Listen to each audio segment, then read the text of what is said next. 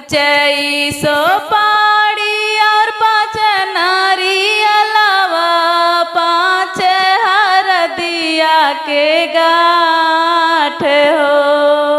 हर 5 लाख पापा तिलक चढ़वलन, बेटी के मनवा उदास हो।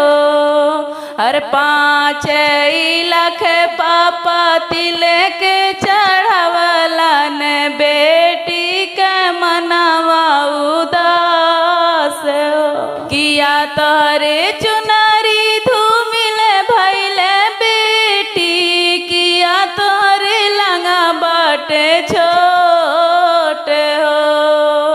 किया तोरे सोनावा धूमिल भैले बेटी हो, किया तोरे बड़े बाटे छोट हो।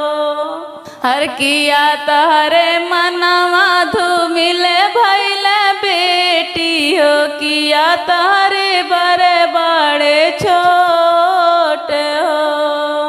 नहीं मोरे चुनरी धूमिल भैले पापा, नहीं मोरे लंगा बाटे छोट हो। अरे नहीं मोरे सोनावा धूमिल भैले पापा हो, नहीं मोरे बड़े बाटे छोट हो। अरे नहीं मोरे सोनावा धूमिल भैले पापा, नहीं मोरे